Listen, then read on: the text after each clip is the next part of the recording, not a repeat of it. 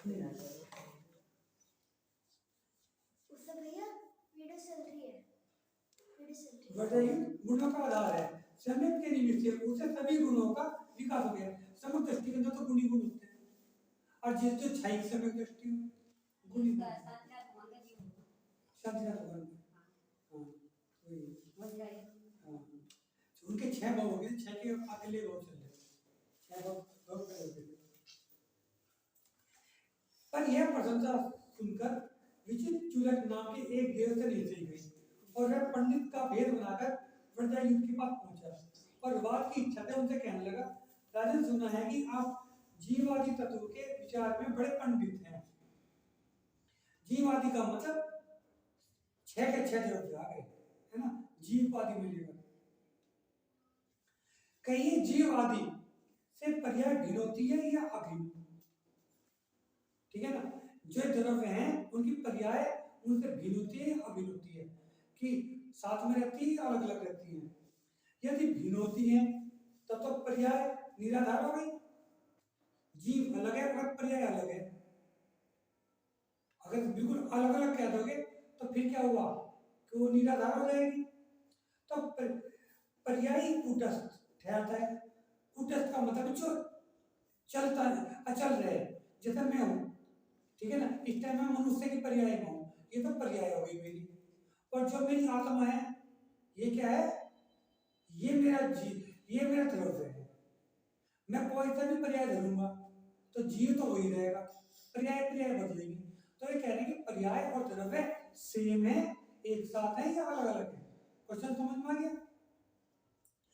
उन्होंने साथ में ये कहा कि अगर पर्याय बिल्कुल अलग है तो फिर तो निराधार हो जाएगी, क्योंकि पर्याय बिना द्रव्य के होगी क्या है, बिना द्रव्य के पर्याय होगी क्या, एक साथ है, ठीक है ना। जैसे सोना है, बेटा सुनो तुम भी, तुम्हें नहीं तो ऐसा लगेगा कि सर ने पता नहीं क्या चालू कर दिया। या सोना है, कभी उसकी अंगूठी बना दी या कभी उसकी चूड़ी बना दी, ठीक है ना। तो चूड़ी और अंगूठी तो क्या है, पर्याय है, और सोना द्रव्य है, ठीक है। यदि भिन्न है तो तब पर्याय निराधार और पर्याय कूटस्थ कहता है। ये दोनों ही बातें नहीं बन सकती, और शून्यवाद आकार उपस्थित होता है। ऐसा लगता है कि बिल्कुल अलग अलग चीज हो गई, कभी लगता है बिल्कुल एक सी हो गई, समझ भी नहीं आ पा रहा कुछ भी। कहो तो जीव आदि से पर्याय भिन्न होती है तो ये पर्याय है।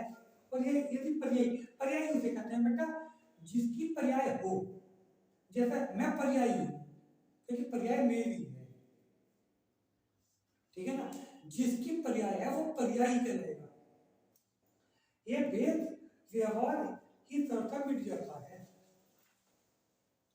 जबकि एक का दूसरे में समावेश नहीं होता है, तब जीव आदि अथवा पर्याय दो में से एक को ही मानने योग्य है।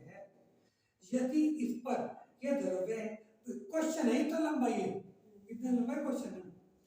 यदि इस पर द्रव्य तो एक ही है, केवल उसकी पर्याय अनेक दिखाई पड़ती हैं, तो आपके कहने से सारा संसार एक ही रूप हो जाएगा। और जो ये नाना रूप देखने को पड़ता है, कुछ भी बनेगा एवं लोगों के पुण्य पाप का फल भी नहीं मिलेगा और बंद भी नहीं होगा। क्योंकि अगर हम जीव जीव की बात करेंगे तो फिर किसके पाप किसके पुण्य, वो तो शुद्ध जीव हो जाएगा ना। इसके अभाव में मोक्ष भी नहीं बन सकेगा, क्योंकि केवल जीव ही जीव रहेगा। अगर द्रव्य की पर्याय नहीं मानेंगे तो मतलब मोक्ष का सुने बेटा एक बात है ना, अगर हमने क्या करा, पर्याय तो मानना ही पड़ेगा। हाँ अगर हम केवल जीव को लेंगे तो तुम्हारा भी जीव है तो मेरे भी जीव है, मोक्ष जाने की रोटी कहाँ रह गई, वो तो शुद्धि शुद्ध है, शुद्धि शुद्ध पर्याय में तो शुद्धि चलती है। वही कह ठीक है ना। मोक्ष भी नहीं बन सकेगा। प्रश्न ये उठता है कि द्रव्य नित्य है या क्षणिक, द्रव्य नित्य है या क्षणिक, द्रव्य नित्य पर्याय क्षणिक है। हाँ क्षणिक का मतलब बेटा देखो, एक बात सुनो, थोड़े समय के लिए, एक मिनट सुनो, तुमने एक नई टेबल बनाई, नई टेबल, क्या एक साल के बाद भी उनको ऐसी लगेगी, नहीं लगेगी ना। एक साल के बाद क्या वो एक साल के बाद बदली, तुमने इतने बड़े ने जन्म दिया था, जब तुम पैदा हुए थे तो बहुत छोटे थे, ठीक है ना। तुम्हारी मम्मी को पता चला कि यहाँ क्या नाम अब एकदम से इतना बड़ा दिखाई देने लगा। तुम्हारी मम्मी वॉच कर पा रही थी क्या? तुम क्या नाम एकदम से इतने बड़े हो गए? तुम्हारी मम्मी को पता भी नहीं चला होगा कि तुम कब कब बड़े होने लग रहे जब हो। 1 महीने के होंगे तो पता चलेगा 1 महीने के हो गए, ये 1 साल के हो चाची गए। जी 1 महीने का भी यूं नहीं पता चलता कि 30वें दिन नहीं बदल देगा। परिवर्तन ही पता चलता है। परिवर्तन पता ही नहीं चल पाता। जन्म लेते ही परिवर्तन शुरू हो गया। हाँ, उसका काल का परिणाम तो चलता ही रहता है। अच्छा एक बात सुनो, इस पर्स का तो जन्म तेरे सामने हुआ, इस पर्स को बड़ा होते हुए महसूस करा था क्या? महसूस करा था? एकदम से इतना बड़ा हुआ ये। रोज थोड़ा थोड़ा थोड़ा थोड़ा थोड़ा परिवर्तन रोज हो रहा होगा, है या नहीं है? ऐसे बेटा हमारे अंदर भी रोज थोड़ा थोड़ा परिवर्तन हो रहा होगा, लेकिन बेटा हम उस परिवर्तन को देख नहीं पा रहे थे। देख तो नहीं पा रहे थे, यानी कि क्या है, अब इस टाइम में तुम्हारे अंदर चेंज हो रहा है, तुम एक एक सेकंड बड़े हो रहे हो। इस चेहरे का परिमाण भी बदल रहा है, हाथों पैरों का भी बदल रहा है। नहीं, हमारे दिलों में बड़ा फर्क है, कैसे जमाने में हर सेकंड तुम बड़े हो रहे हो, ठीक है ना? अब क्षणिक बात क्या है, एक सेकंड पहले जो तुम थे वो अब एक सेकंड बाद नहीं हो, और एक सेकंड के बाद तुम जो हो जाओगे वो एक सेकंड पहले नहीं थे। ये क्षणिक बात में होता है बेटा। और क्षणिक बात जो अवधारणा है वो बोध वालों की थी। बोध वालों का कहना ये था, बौद्ध दर्शन के अनुसार, कि जो इस टाइम है अगले पल वो नहीं है, वो तो खत्म हो चुका, वो तो खत्म हो चुका, अगले पल तो दूसरा आ गया। ये क्षणिक बात है, ठीक है ना? उसने कर दिया फिर तो कौन भुगेगा? तो चेतना ने यही तो साबित कर दिया। चेतना ने जैसे वो ध्यान लगा रहे हैं, उन्होंने आवेगवादी तभी तो उनके चप्पल जूते सब खिलाते नहीं, हैं। आवेगवादी उन्होंने भी ये कहा नित्य का मतलब ये है बेटा, जैसे आत्मा है वो नित्य है। आत्मा का नित्य का मतलब ये है कि कभी नष्ट ही नहीं होगा, हमेशा रहने वाला। हमेशा रहने वाला। ये भी एक उदाहरण है बेटा। ये वेदियों की मान्यता है कि नित्य है, कूटस्थ है। नित्य और कूटस्थ एक ही बात है। उनका मानना यह है कि जो कुछ है ये सब कुछ पहले से है, इनमें कोई चेंज नहीं है। और जैन दर्शन का मानना है कि पर्याय के अनुसार तो अनित्य है और द्रव्य के अनुसार नित्य है। इसी का नाम फ्यादवाद है, इसी का नाम फ्यादवाद है। हमारे सामने बिल्कुल ठीक कहा कि हमें जो देखना पड़ेगा हम किस दृष्टिकोण से देख रहे हैं। ये बात है। दृष्टिकोण बोध का भी ठीक है, लेकिन पर्याय के हिसाब से, और दृष्टिकोण उनका भी ठीक है, वो किसी का द्रव्य के हिसाब से, बहुत वालों को ठीक है ना? तो द्रव्य तो हमेशा नित्य है और पर्याय अनित्य। अनित्य है, ठीक है ना बेटा? ये चीज थी। इधर बेटा समझने में बहुत टाइम लगता था, हमें बहुत मेहनत लगी, हमारा तो बीच में छूट गया था। और मुझे थोड़ा सा एमए के कारण समझ में आया। आचार्य ने इतनी मेहनत करी, आचार्य ने इतनी मेहनत करी, वो तो उनका उपकार है कि हमें बना बनाया खाना मिल गया। हमें खाने को त्याग दिए। मैं बच्चों से हमेशा पाठशाला में पढ़ता हूँ, देखो बेटा अम्मा भी कह रही है, नहीं कह रही है, ये बेटा उनका बहुत बड़ा उपकार है। उन्होंने बहुत मेहनत की बेटा, बहुत मेहनत की। जिस टाइप का कागज नहीं था उन्होंने पत्थर पे लिखा, और किसके लिए लिखा? अपने लिए लिखा, हमारे लिए लिखा।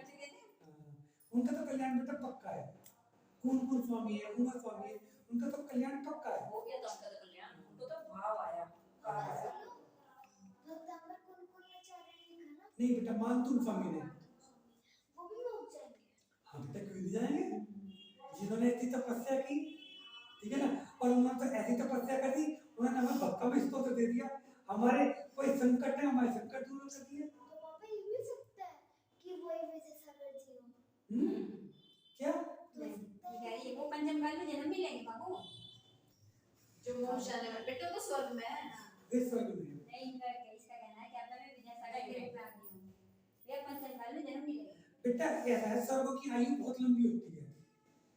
स्वर्ग में जो भी गए ना, वो तीसरे चौथे काल में आएंगे। जब कौन स्वामी है, मानतुम स्वामी को तो अभी साल ही कितने हुए, 800-900 साल हुए मानतुम स्वामी को तो। और कौन स्वामी को भी रखे हुए हैं 2000 साल के करीब, ठीक है ना बेटा? उनकी वे जब स्वर्ग में जाएंगे उनकी आयु इतनी ज्यादा होगी, पंचम काल भी खत्म हो जाएगा, उसके बाद छठम काल भी खत्म हो जाएगा, उससे अगर छठम भी खत्म हो जाएगा, उससे अगर पंचम भी खत्म हो जाएगा। मतलब वहाँ पे जो टाइम बहुत जल्दी चल रहा है क्या? क्या?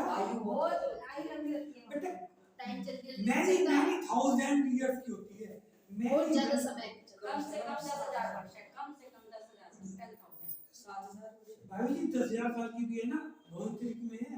नहीं वो भी मैं बता रहा हूँ, माँ की भी वही है, तुम्हारी भी वही है। नहीं, मैं कह रहा कि स्वधर्म की है ना 10,000 की वो नहीं तो है। सागर है, वो हाँ। सागरों में आएगी। भवन नाम से त्रिक- कमाई होता है ना हाँ, बच्चों को। अच्छा, और भवंतरिक में भी 10,000 की तब है जब सम्यक के साथ ना जा रहे हो, सम्यक के साथ ना जा रहे हो, सम्यक के साथ जो जाएगा भवंतरिक बन जाएगा, वो कल्प में जाएगा। और तो कल्पवासी देखो, हाँ, भगवान ने एक वेंतर और विश्व हाँ, में जाएगा। भवंतरिक और कल्पवासी देव। बेटा भवंतरिक में होते हैं 3 तरह के देव, भवनवासी, वियंतर और ज्योतिषी। उनके पास बेटा विमान नहीं होते, उनके पास विमान नहीं है। और जो वे हैं कल्पवासी, ज्योतिष में भगवान के भेद ये हाँ ज्योतिषी में तो विमान है। नहीं, ये भवंतरिक के भेद नहीं है जो आप बता रहे हो। हाँ नहीं, ज्योतिषी के विमान भी है। 4 प्रकार के देव हैं, वेंतर, ज्योतिषी, भगवानवासी और कल्पवासी। कल्पवासी तो वेंतर, ज्योतिषी और कल्पवासी, ये देवों के 4 भेद हैं। 4 भेद है। हाँ, और जो भगवानवासी के फिर 10 भेद हैं। हाँ हाँ हाँ, हाँ, वेंतर के 8 हैं। अभियंतर के 8 है और और ज्योतिषी के 5 है। एक। लेकिन कल्पवासी समझ लो कि पहले स्वर से है, हाँ, पहले स्वर से कल्पवासी कहलाएगा। सूर्य चांद है, ये विमान देव है, ये हाँ। विमान है। ये ज्योतिषी देव है। हाँ, ज्योतिषी देव है। और इनमें ग्रह नक्षत्र तारा 3 प्रकार इनके ही है, ग्रह नक्षत्र तारा। और जो कल्पवासी है वो पहले स्वर से स्टार्ट है। बिल्कुल सही कह रहे हो। चार्जर में बैठा ना ज्ञान खुलता हाँ है। हाँ हाँ, सही कह रहे हो, बिल्कुल सही कहा आपने। शोषण खुलता है। हाँ हाँ, चल बिल्कुल सही कह रहे हैं आप। इनके विमान है ज्योतिषी के। सूर्य, चंद्रमा और तारे हैं ये। ग्रह ग्रह नक्षत्र। चंद्रमा तो इंद्र है और सूर्य प्रतिंद्र है और ग्रह नक्षत्र शतेंद्र।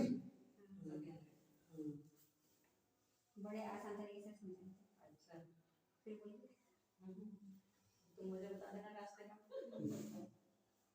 हाँ, जबकि एक दूसरे का समावेश नहीं होता, नाना प्रिय देखने को मिलता है। कुछ भी बनेगा, लोगों को पाप पुण्य का फल भी नहीं मिलेगा, फल भी नहीं होगा, इसके अभाव में मोक्ष भी नहीं हो पाएगा। अब प्रश्न उठता है कि द्रव्य नित्य है या क्षणिक। इन दोनों पक्षों में ही वस्तु की अर्थ क्रिया नहीं बनेगी। अर्थ क्रिया के पर अभाव से वस्तु के सत्य का अभाव से वस्तु नहीं ठहरेगी। इसलिए जीवादि पदार्थों की केवल मात्र कल्पना है। राजन ऐसी झूठी काल्पोल काल्पनिक बातों से मैं मत फंसो, इनमें तत्व कुछ भी नहीं है। इसके वचन सुनकर वज्रयुक्त ने कहा कि विद्वान सुनिए, जरा मेरे वचनों पर ध्यान दीजिए। बेटा अब सुनने वाली बात है। हमें इसका आंसर दें। अभी तक उन्होंने जो कहा, उन्होंने अपने क्वेश्चन में कहीं इतना लंबा बच्चे 2 क्वेश्चन। लाइन लो, पर इसको आराम से सुनना। हाँ, अब एक एक चीज को सुनने के चलना बेटा। क्षणिक एकांत और नित्य एकांत पक्ष में ये 2 शर्तें हैं। बेटा एक बात तो ये है, हमारे धर्म के अंदर एकांतवाद है ही नहीं, एकांतवाद नहीं चलेगा, अनेकांत ही चलेगा। हाँ, देखो बेटा, जो हम बोलते हैं, बोलने का तरीका तो सियादवाद है, ठीक है ना। और विचार का मतलब है एकांत या अनेकांत। अब दोनों का अंतर समझो। मैं तुम्हारे जो बोल रहा हूँ ये है सियादवाद, यानी कि तुमने कहा पापा, मेरी मम्मी कह रही बेटा, क्या तो मुझे ही रहे, ये बोलने का तरीका हो गया। आदमी तो एक ही है, इंसान तो एक ही है। हाँ, ये बोलने का तरीका हो गया। इसके बुआ मामा के भाई है, मम्मी के पति हैं, तेरे पापा हैं। ये बेटा सियादवाद इनके है। जमात है, इनके दामाद है। तो ये गलत तो नहीं है तो सही बात। किस अपेक्षा से क्या बात की? ये बेटा सियादवाद है, ठीक है ना। तो इसमें हमें ये कहना पड़ेगा कि किस दृष्टिकोण से, जैसा अभी बात करी थी हमने कि ये बताओ कि वस्तु नित्य है या अनित्य।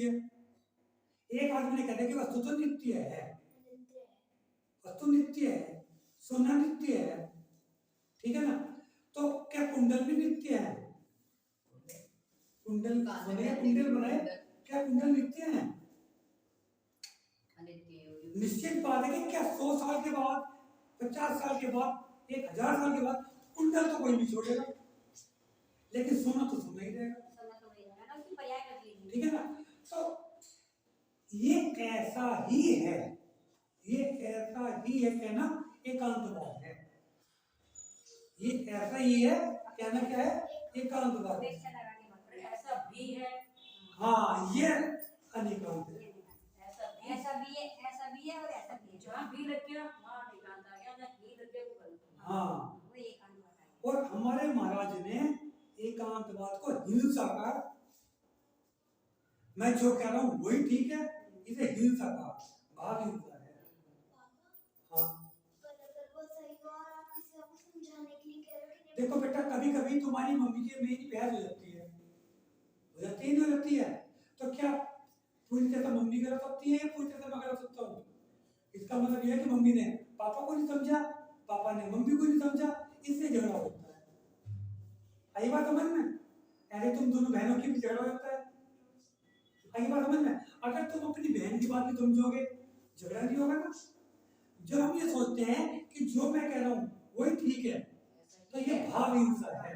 ऐसा ही लगा दिया ना पापा ने कि ऐसा ही है, वो गलत हो गया। हाँ। और अगर कहेंगे ऐसा भी है, तब नहीं होगा झगड़ा। ठीक है ना?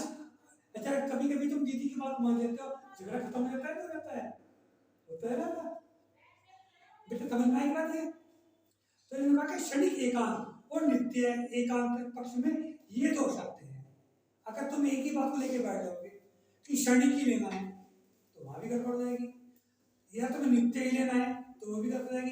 क्षणिक के साथ अगर तुम लोगों पर्याय, तो ठीक बात बैठ जाएगी कि कभी सोना है, वो कभी चूड़ी है, तो कभी कुंडल है, ठीक है ना? और नित्य के साथ तुमने क्या ले लिया, द्रव्य ले लिया, तो भी बात ठीक बैठ जाएगी ना। तो ये जी द्रव्य के साथ ही है या और 6 द्रव्य के साथ, 5 द्रव्य के साथ नहीं है ना? ये जी द्रव्य के साथ है ना, नित्य और अनित्य? उद्योग के साथ ये चाची जी हर चीज में बोलने के हिसाब से है। उद्योग के साथ है, जीवन उद्योग के झगड़ा है।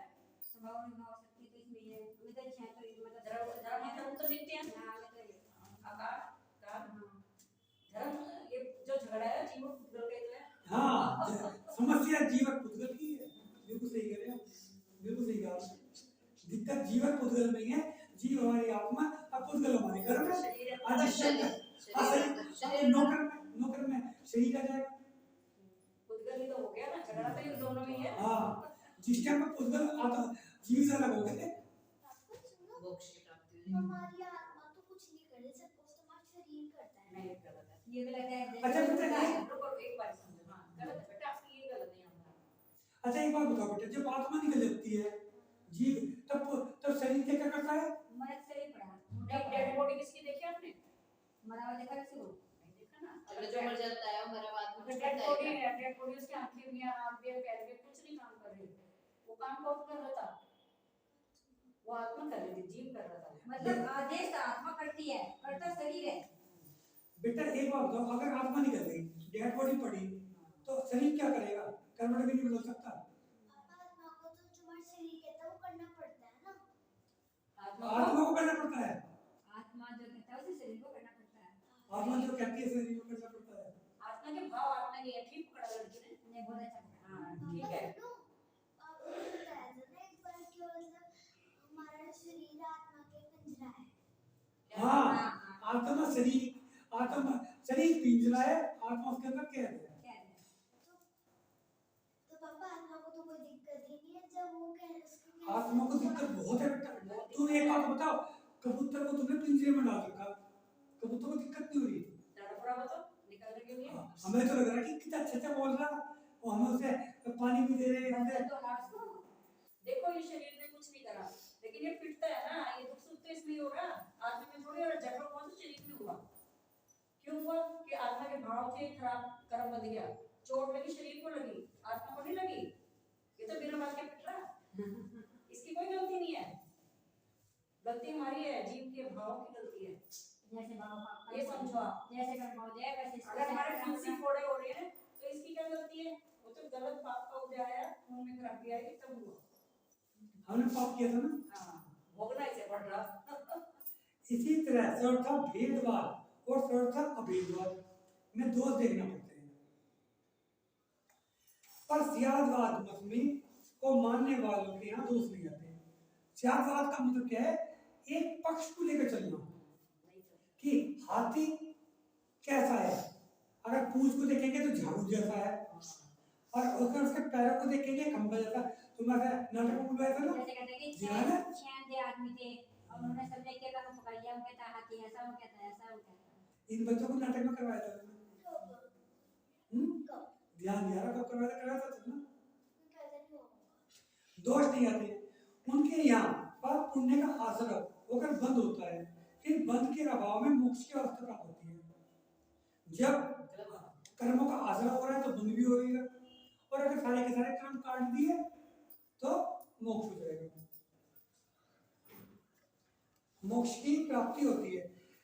यदि इस पर पूछा जाए कि त्यागवाद की सिद्धि कैसे होती है, तो उत्तर दिया जाएगा कि त्यागवाद के संबंध में निर्णय करके देखा जा चुका है कि कोई बाधक उसके विषय में उपस्थित ही नहीं होता। बाधक क्यों नहीं होता? पहले एक चीज को ले लें कि हम इस पक्ष को लेकर बात कर रहे हैं, हम माता पक्ष को ले रहे हैं तो अतः ये पुत्र है, एक को मुख्य करते हैं तो दूसरे को कौन करते हैं, बाकी को कौन करेगा?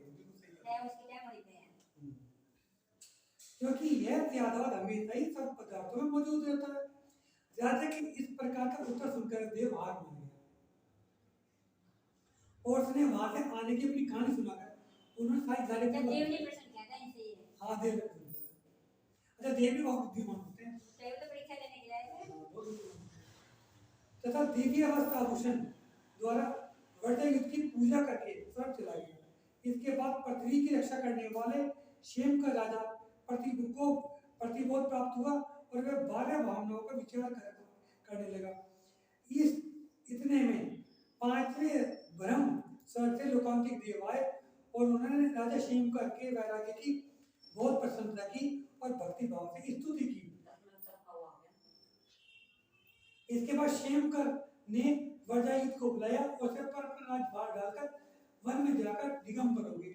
थोड़े समय में केवल ज्ञान का लाभ हुआ और वह उस समय वह विभु तीर्थंकर भगवान खूब ही सुशोभित होते थे, तीर्थंकर करते थे, भी तो आए लोकांतिक थे। ये शिवंकर भगवान हुए थे दंगल। यह है ना ये भरत क्षेत्र के नहीं बताया। अच्छा विदेश चल के चला रहा हूँ। मैं सोच रहा हूँ कि जो ये लोकांतिक देव हैं ये केवल तीर्थंकर का ही तप कल्याणक बनाते हैं और किसी का नहीं बनाते। तब कल्याणक में आते हैं और कोई से नहीं आते। नहीं आपने तप कल्याणक में भी केवल तीर्थंकर का कल्याणक तो तीर्थंकर के होते हैं। होते तीर्थंकर खूब सुशोभित होते थे। इसके बाद वसंत का समय आया और कामदेव का प्रभाव बढ़ने लगा। तब बुद्धिमान वर्जायु राजा वन क्रीड़ा को गए। वहां अपनी रानियों के साथ सुदर्शन नाम के सरोवर में जल क्रीड़ा कर रहे थे। उसी समय किसी दुष्ट विद्याधर ने उनके ऊपर पत्थर की शिला डाल दी और आकर उन्हें नागपाश में बांध लिया। परंतु उस बलि ने हाथ से उस शिला के उस समय खंड खंड कर दिए और नागपाश को भी नष्ट कर दिया। हाँ निकलते वे इसके वर्ष महाराज सेना की होंगे। तब पूर्व भाव का पहली विदुचंद चुपके से भाग गया और राजा अपनी देवियों के साथ नगर को चले आए और वहां सुख से रहने लगे।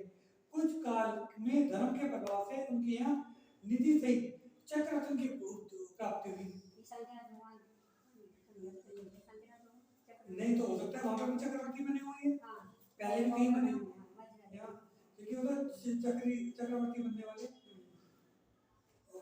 चक्रवर्ती की उत्पत्ति हुई और वह चक्रवर्ती की लक्ष्मी का सुख चैन भोगने लगे।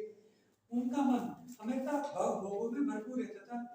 जिस समय वर्जायु 6 खंडों के विभिन्न राज्य कर रहे थे उस समय विज्ञान की दक्षिण श्रेणी में शिव मंदिर नाम का एक विमल वाहन राजा था। उनकी पिता का नाम विमला था। वह शुभ लक्षणों वाली थी। उनकी कनकमाला नाम की एक पुत्री हुई। वह कनक शांति के साथ उनका विवाह हुआ। पुर के राजा समुद्रसेन और उनकी रानी जयसेना के एक वसंत सेना नाम की कन्या थी। वह भी कनक शांति के साथ ब्याही गई। इन दोनों भाइयों को पाकर कनक शांति अमन चैन से संसारिक सुखों को भोगने लगा। एक दिन कनक शांति कुमार अपने दोनों भाइयों के साथ क्रीड़ा के लिए वन में गया। उस समय विमल पर नाम के मुनीश्वर को देखा। उन्हें नमस्कार करके धर्म का उपदेश सुना और धर्म सुनकर उनके मन में वैराग्य से लिप्त हो गया। उसी समय उन्होंने जैनेन्द्र दीक्षा धारण कर ली। अपने पति को दीक्षित हुआ देखकर कनकमाला और वसंत सेना भी विमला नाम की आर्य कथे जीव दीक्षा लेकर तप पढ़ने लगी। ग्रंथकार कहते हैं कि कुलवती स्त्रियों को ऐसा ही करना चाहिए कि पति ने दीक्षा ले ली तो पत्नी भी ले लेगी। एक दिन कनक शांति योगी सीताचल पर ध्यान लगाए हुए थे। वहां पर विद्याधरों ने बड़े बड़े उपसर्ग किए, पर वे उनसे उपसर्ग का अंश मात्र भी न टला और उन्हें केवल ज्ञान की प्राप्ति हो गई। वे केवली हो गए। अपने पोते को केवल ज्ञान हुआ देखकर बचाई चक्रवर्ती भी संसार देव भोगों से विरक्त हो गए और सहस्रा युद्ध को राजपाट सौंपकर घर से निकले। शेमकर भगवान के पास जाकर अपने पिता के पास जाकर दीक्षित हो गए और दीक्षा ले ली और सीधाचल पर 1 वर्ष के लिए प्रतिमा योग धारण करके ध्यानस्थ हो गए। ज्ञान से सूर्य लोपालो